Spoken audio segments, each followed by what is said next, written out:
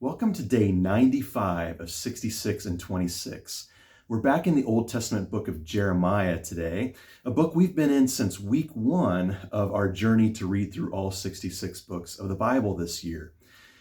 Jeremiah is the longest of all of the books of the Bible, and so it's understandable that we've been in it for so long. We have just 2 more weeks left. In the chapters today, chapters 44 to 46, we're seeing a bit of a transition in the book of Jeremiah. Chapter 44 represents the last of the words of Jeremiah to the people of Judah following the fall of Jerusalem to the Babylonians in 586 BC.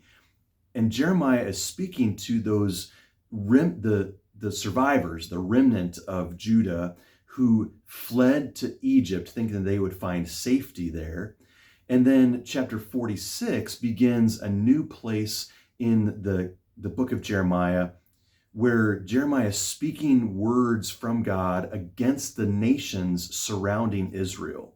So they're sometimes known as oracles against the nations. And he begins in chapter 46 with Egypt. So Egypt plays prominently in all the chapters that we're in today. First, beginning with those survivors of the fall of Jerusalem, the fall of Judah, who believe that they can find safety from the people of Egypt as they're fleeing away from the people of Babylon.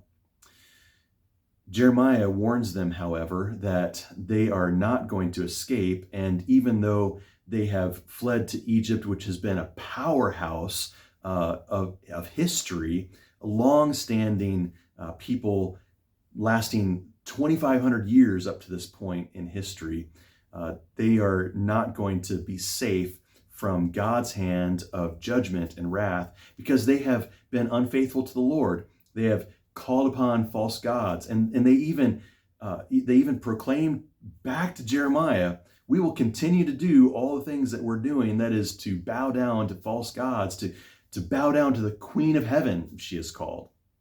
And so Jeremiah has a word against them. And then the beginning of the oracles against the nations in chapter 46, we should understand that this is not in chronological order from the fall of Jerusalem, which comes before chapter 46.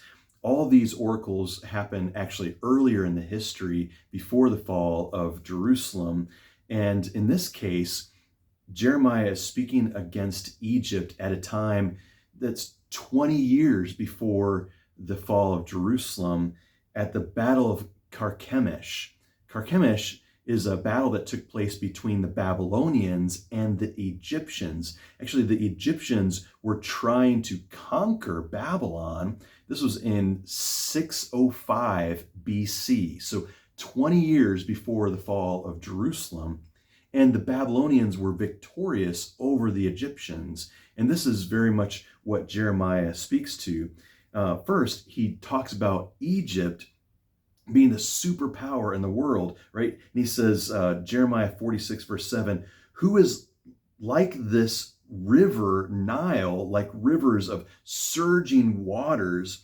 Egypt rises like the Nile, like rivers of surging water, much like the floodwaters rise up and they spread out across the land. So Egypt is this power that spreads out over the land and conquers many people. And she says, I will rise and cover the earth. I will destroy cities and their peoples.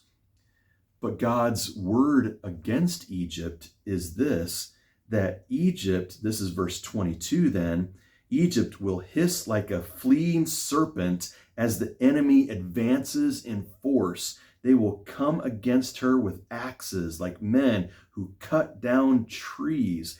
They will chop down her forest, declares the Lord, dense though it be. They are more numerous than locusts. They cannot be counted. So the enemies of Egypt, which is the Babylonians, are going to be very much like locusts who come in and destroy everything that they come in contact with. If you ever seen a swarm of locusts, they come in and eat everything in sight, and they destroy everything. And God is saying through Jeremiah that the Egyptians will experience Babylon in this way, that Babylon will push them out. And that did happen in 605 BC.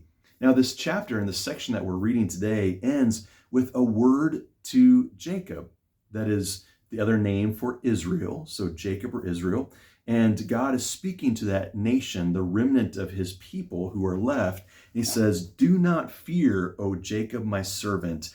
Do not be dismayed, O Israel. I will surely save you out of the distant places, your descendants from the land of their exile. Jacob will again have peace and security, and no one will make him afraid. Do not fear, O Jacob, my servant, for I am with you, declares the Lord." This is a good reminder that God speaks to his people, even though there is hardship and disaster that comes rightfully because of God's punishment or discipline. There is also hope which he speaks, which he's actually much more willing to speak. And this is a word of hope for the people of ancient Israel, but also for all of God's people. No matter what we face, God is with us and we have hope.